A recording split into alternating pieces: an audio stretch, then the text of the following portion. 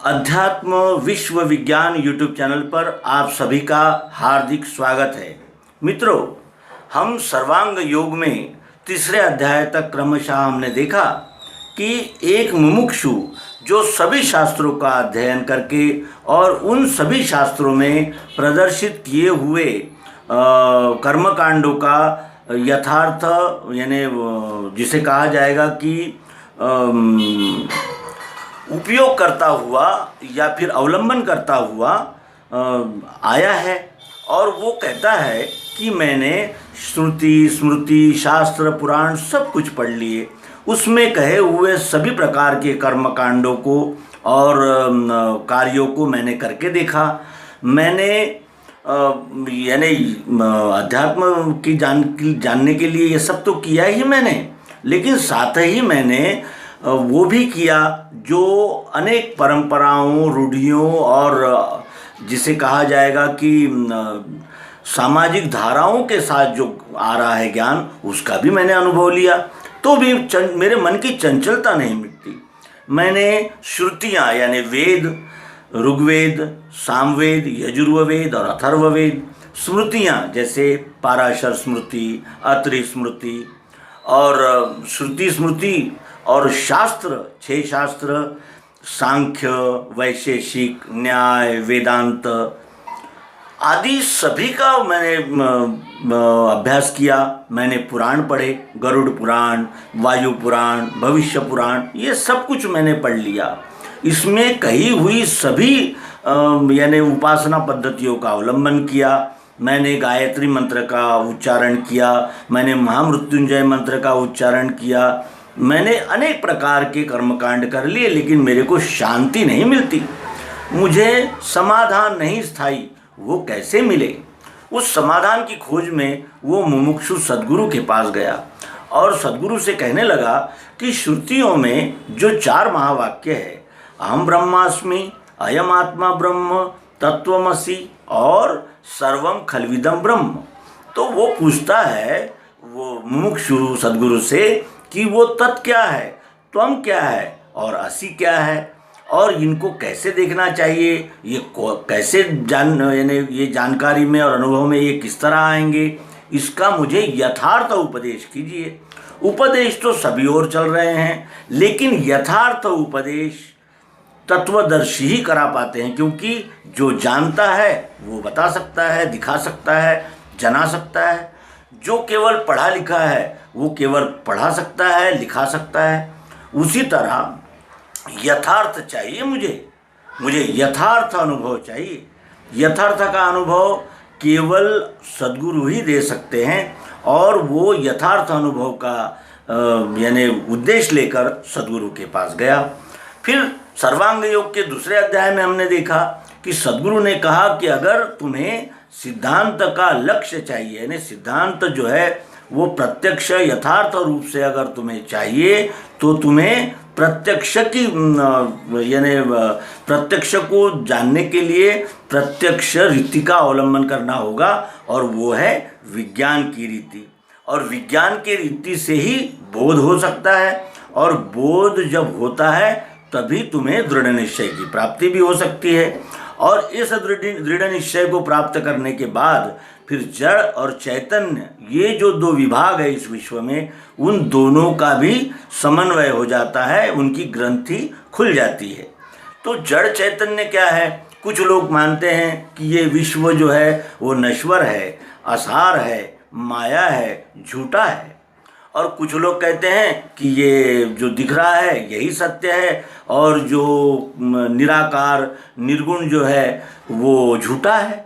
तो क्या सच्चा है, क्या झूठा है, इन दोनों के वाद विवाद में फिर आपसी झगड़े और आपसी मतभेद, और वो मतभेद भी जब कट्टरता की सीमा तक आते हैं तो फिर हिंसाचार और ज़बरदस्ती मानना ही होगा। भले ही हमें तलवार चलानी पड़े, अगर आप हमारी बात को नहीं मानेंगे, हम तलवार चलाएंगे और आपको समाप्त कर देंगे, और नहीं तो फिर हम आपको प्रलोभन देते हैं, आप हमारे पंथ में संप्रदाय में आ जाइए, हम आपको ये देंगे, हम आपको वो देंगे, हम आपकी भूत बाधा निकाल देंगे, यानी अनेक प्रकार से उसको यानी विभ्रांत करके किसी न किसी येन केन प्रकारेण उसे अपने संप्रदायों में खींच लेना, ये कार्य अधिक प्रकार से होते हैं। तो ये जो और वस्तुतः आदि जो सत्य जिसे कहा जाएगा कि धर्म अध्यात्म को जानने वाली आधी आबादी जो है वो जड़ को मानती है, यानी जड़ को मानती है का आशय कि जड़ को झूठा और माया ये मानती है, मिथ्या मानती है, और कुछ चैतन्य को झूठा, मिथ्या और जिसे कहा जाएगा कि असत्य मानते हैं। तो जड़ क्या है, चैतन्य क्या है, इन दोनों का जो भेद है वो इस सर्वांग योग युक्ति से खुल जाता है। उसके बाद सद्गुरु कहते हैं कि अभी तक जो कुछ भी हम सुनते हैं वो केवल प्रवचन होता है। प्रवचन यानी परवचन, दूसरे से किसी से जानकारी पाई, ग्रंथों से पढ़ा और या फिर किसी से जाना और वो हम आपको बता रहे हैं, परवचन। लेकिन अगर तुम्हें बोध चाहिए और यथार्थ अगर आपको जानकारी चाहिए तो आपको प्रत्यक्ष प्रयोग करके देखना होगा। अगर हम किसी वैज्ञानिक को ये कहें कि आप किताब पढ़ लीजिए और बताइए तो इसमें सत्य क्या है, तो वैज्ञानिक कहेगा कि भाई अभी मैं प्रयोग करूँगा, मैं जांचूंगा और मेरे अनुभव में जो सत्य यानी ठहरेगा, निश्चित होगा, उसी का मैं प्रतिपादन करूंगा और उसी को ही जाहिर करूंगा, उसी को ही प्रस्तुत करूंगा। जब तक प्रयोग नहीं करता मैं किसी भी बात की हामी नहीं ले सकता। अगर किसी ने कहा कि अग्नि ठंडा होता है, ये तो किताबों में अगर लिख दिया गया, लेकिन अनुभव में ये पता चलता है कि अग्नि दाहक होता है, जलाता है। इस तरह वो यानी खुलासा होता है, तब पता चलता है कि हमारी श्रद्धाएं अंधश्रद्धा थी, हमारा अनुकरण अंधानुकरण था या सत्य था। इसीलिए सद्गुरु जागृत कहते हैं कि तुम अपने आगे कोई भी एक पदार्थ रख लो। अध्यात्म विज्ञान ये कोई बातें करने का विषय नहीं है, ये अनुभव का विषय है, जानने का विषय है, मानने का नहीं। इसलिए सद्गुरु कहते हैं कि अपने आगे बताशे रखना, भूलना नहीं। क्यों? क्योंकि अगर तुम भूल जाओगे तो फिर परवचन, फिर किसी ने कह दिया, आपने अंधे बनकर विश्वास कर लिया और फिर उसी तरह यानी जैसा अन्य विद्याओं की प्राप्ति वैसे ही अध्यात्म विद्या की प्राप्ति, लाभ कुछ भी नहीं। इसलिए वो कहते हैं कि बताशे अपने आगे रखना, भूलना नहीं। ये बताशे अपने आगे रखना, भूलना नहीं। क्यों? और क्योंकि सूक्ष्म दृष्टि से देखना है बोध के लिए। अभी तक हमने सब कुछ देखा लेकिन बोध के लिए नहीं देखा। किसी वस्तु को हमने भोग के लिए देखा, किसी वस्तु को हमने मनोरंजन के लिए देखा, किसी वस्तु को हमने आकर्षण के लिए देखा, बोध के लिए नहीं देखा। और बोध किसे होता है? बोध अहंकार को होता है, जो इंद्रियां, मन, बुद्धि, चित्त के बाद है। क्योंकि ये सारे साधन अहंकार के हैं, जानना अहंकार को है। अहंकार जानने के लिए इन सभी साधनों से युक्त होकर इस सत्संग में आया है और अहंकार को जागृति चाहिए। अहंकार ने ही पूछा था कि समाधान नहीं स्थायी वो मुझको कैसे मिले। ये प्रश्न किसका है? उस अहंकार का है जो अपने आप को इस विश्व से अलग मान रहा है। तो वो कहते हैं कि सूक्ष्म दृष्टि से देखना बोध के लिए। अब इसी वस्तु को हम सूक्ष्म दृष्टि से देखेंगे। यहाँ ये भी नमूद कर दें कि क्या विश्वरूप परमात्मा इस मिश्री के और इस बताशे में ही है? ऐसा नहीं है। आप भी कोई कागज़, कोई लोहे का टुकड़ा, कोई पत्थर का टुकड़ा, कुछ भी अपने आगे रख लीजिए और जिस तरह हम प्रयोग कर रहे हैं आप भी प्रयोग करते चले जाइए। और प्रयोग करना है मनोगति को सूक्ष्म करके, ये यहाँ विशेष रूप से विदित करते हैं। और फिर लाभ भी बताते हैं कि ये में बोध होते ही मुक्ति है ब्रह्मजाल से। अगर इस बोध को तुम्हारे अंतःकरण ने ग्रहण कर लिया, मन, बुद्धि, चित्त, अहंकार, ये अगर इस बोध को ग्रहण कर पाए तो क्या होगा? संपूर्ण ब्रह्मजाल से मुक्ति हो जाएगी। ब्रह्मजाल से मुक्ति, कौन से भ्रम है हमारे भ्रम है कि ये विश्व तो जड़ है, ये जो दिख रहा है वो तो माया है, वो तो असत्य है, वो तो मिथ्या है।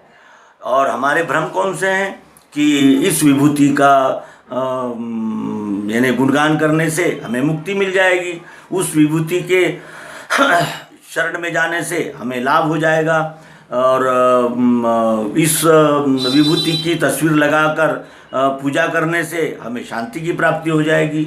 इस तरह से अनेक प्रकार के भ्रम हैं। किसी को किस बात का भ्रम है, किसी को किस बात का भ्रम है, क्योंकि अज्ञान जब तक है तब तक भ्रम से छुटकारा नहीं हो सकता। इसीलिए वो कहते हैं कि हिये में बोध होते ही मुक्ति है ब्रह्मजाल से। इस विद्या का बोध होते ही सभी ब्रह्मजाल से मुक्ति होती है। इसलिए हमें जागृत रहकर सर्वांग योग का अध्ययन, अनुशीलन और अवलोकन करना चाहिए। अब तीसरे अध्याय में वो संक्षिप्त रूप से इस विद्या का यानी निर्देशन करते हैं। अब ये भी कहते हैं कि जैसे एक बच्चा है, उसको अगर हमें पढ़े पढ़ाना है तो हमें बार बार कहना पड़ता है 2 और 2 4, 2 और 2 4, 2 और 2 4। उसी तरह अगर कोई बीए पास आदमी है तो उसको 1 और 1, 2 और 2 और 2 4 ये 10 बार नहीं बताना पड़ता है। केवल उसे इंगित कर देना पड़ता है कि भाई 2 को दोबारा से 2 को 2 बार बोलने से 4 हो जाते हैं, इतना कहते ही उसको बोध हो जाता है। उसी तरह जो तीव्र जिज्ञासु है या जिसकी बुद्धि यानी अत्यंत यानी जिसे कहा जाएगा कि परिष्कृत और परिपक्व हो गई है, उसको अल्प में ही जानकारी हो जाती है, अल्प में ही बोध हो जाता है। इसीलिए तीसरे अध्याय में सद्गुरु उन जागृत बुद्धि और जिसे कहा जाएगा कि प्रज्ञावान व्यक्ति को संक्षिप्त में इसका परिचय कराते हैं। वो कहते हैं कि इस वस्तु का स्वरूप देखो, इस वस्तु का स्वरूप देखो, जो तुम्हें दिखेगा वो क्षर है। क्षर यानी रूपांतर होने वाला, और भरी है मध्य में इसके अक्षर रूप मिठास। वो इसके अंदर जो मिठास भरी हुई है वो अक्षर भाव है, वही चैतन्य भाव है। जो दिख रहा है जिसको तुम जड़ कहते हो, उसके अंदर जो व्याप्त है उसको चैतन्य कहते हो। और इन दोनों का लय किसमें हो जाता है? नाम में हो जाता है। वस्तु में अक्षर भाव और अक्षर भाव, इन दोनों का लय हो जाता है। ये प्रेम का स्थान है। क्यों? क्योंकि इस वस्तु की प्राप्ति हमने क्यों की? क्योंकि इसमें चाह, जरूरत, प्रियत्व थी, और इसीलिए यानी चाह, जरूरत, प्रियत्व के लिए ही इस वस्तु की हमें उपलब्धि हुई है। और ये ध्यान से देखना है। ध्यान का अर्थ लोगों ने और भी विचित्र कर लिया है। लोग कहते हैं आंखें मूंद लेना वो ध्यान है, लोग कहते हैं त्राटक करना वो ध्यान है। तो यहाँ ध्यान का अर्थ उससे भी निराला है, और यानी जिसे कहा जाएगा कि विशेष है। जैसे हम अपने किसी बच्चे को कहते हैं कि बेटा ट्रैफिक में जा रहे हो, ध्यान से चलाना गाड़ी। क्यों? ध्यान का अर्थ क्या है? तो लक्ष्य की ओर अपने सभी इंद्रियां, मन, बुद्धि, चित्त और अहंकार को जागृत रख के चलना, उसे कहते हैं ध्यान। और इसीलिए इस विद्या को ध्यान से प्राप्त करना है। फिर यथार्थ बोध होने को निज मूल स्वरूप का, निज यानी अपनी, मूल यानी मूलगामी वस्तु दृष्टि से इस प्रयोग में हमको यानी अनुभव से अपने आप को और इस वस्तु को, इन दोनों को एकात्म रूप से जानना है, समझना है और अनुभव करना है। और इसलिए वस्तु में जैसे किसी चीज़ को हमको जानना है तो उसको हमें विश्लेषित करना पड़ता है, विभाजित करना पड़ता है। जैसे कोई अगर जैसे हम अपने आप को जानने का प्रयास करेंगे तो हमें विभाजन करना होगा। हमारे पास सुनने के लिए कुछ इंद्रियां हैं, कुछ देखने की इंद्रियां हैं, कुछ सूंघने की है, कुछ रस लेने के लिए है, स्वाद लेने के लिए है, कुछ स्पर्श करने के लिए है, कुछ इंद्रियां चलने के लिए है, कुछ दौड़ने के लिए है, कुछ बैठने के लिए है। यानी इन सभी का समुच्चय होता है एक वस्तु में, और उस वस्तु को जानने के लिए हमें विभाजित करना पड़ता है, उसका विश्लेषण करना पड़ता है। तो यहाँ सद्गुरु जागृत कहते हैं कि वस्तु में त्रिपुटी देखी कल्पना से स्वभाव ने। अपने स्वभाव से कल्पना के द्वारा वस्तु में हम त्रिपुटी देखते हैं, यानी एक ही सत्य को तीन तरह से यानी तीन भागों में विभाजित करके बोध के लिए उसको जानते हैं। और फिर इंद्रियों से जो दिखता है, जो हमारी इंद्रियों से दिखता है वो अक्षर है, क्योंकि इंद्रियां जो है वो कैसी है, स्थूल है। स्थूल से स्थूल का अनुभव होता है और इस स्थूल आकार का सदैव परिवर्तन जारी रहता है, इसीलिए उसको इंद्रियों से क्या दिखता है, अक्षर। और त्वम से अक्षर, यानी इसमें जो भरी हुई चाह, जरूरत, प्रियत्व, रूप, मिठास है वो क्या है, त्वम है। और असि क्या है, नाम, निश्चय। निश्चय किसका करना है, नाम का, यानी वस्तु का निश्चय करना है। इसीलिए इस वस्तु में हमने त्रिपुटी देखी। अब वो कहते हैं कि क्षर जो रूपांतरण हो रहा है, इस क्षर भाव में 8 अंग है, और जो अक्षर है यानी जो चाह, जरूरत, प्रिय रूप है वो अरूप है, उसका कोई रूप नहीं है। अब यहाँ भी एक बात आती है कि अरूप है का क्या आशय है। अरूप है का आशय है कि वो सर्वरूप है। लोहे का क्या आकार है, लकड़ी का क्या आकार है, जैसा जब जैसा ढाल देते हैं वैसा इसका रूप बन जाता है। लकड़ी जब कुर्सी बनाने की होती है तो कुर्सी का आकार ले लेती है, और जब स्टूल बनाना होता है तो वो स्टूल का आकार ले लेती है। उसी तरह ये जो चाह, जरूरत, प्रियत्व है ये अरूप है। अरूप है यानी सर्वरूप है, और अलग अलग रूप इसी चाह, जरूरत, प्रियत्व के हैं। और ये दोनों जो भावनाएं हैं, क्षर और अक्षर, इन दोनों भावना का लय वस्तु में, यानी इसी वस्तु में क्षर और अक्षर इन दोनों का लय हो जाता है। ये सद्गुरु भगवान श्री मायानंद जी चैतन्य सर्वांग योग के 3 अध्याय में, जिसे सद्गुरु स्थान दर्शन योग कहते हैं, उसमें कहते हैं, यानी संक्षिप्त रूप से 3 अध्याय में उन्होंने इस सर्वांग योग को पूर्णतः समझा दिया।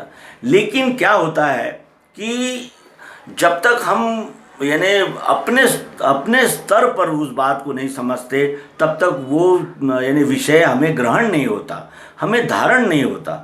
इसलिए सद्गुरु कृपा करके इस बात को जो क्षर अक्षर पुरुषोत्तम इस त्रिपुटी के द्वारा उन्होंने कही है, उसको विस्तार पूर्वक 4 अध्याय से हमें प्रतिपादित करते हैं। उसको हमने यानी उसी स्तर से जानना चाहिए। और संपूर्ण वृत्तियों का है एक अहिला स्थान है। और इस विद्या के विषय में इतना ही कहा जा सकता है कि भगवान श्री कृष्ण जी श्रीमद् भगवद गीता के 7वें अध्याय में कहते हैं कि विज्ञान युक्त वो ज्ञान कहता हूँ संपूर्ण में, यहाँ इसे जानने से जानना सब आ चुका।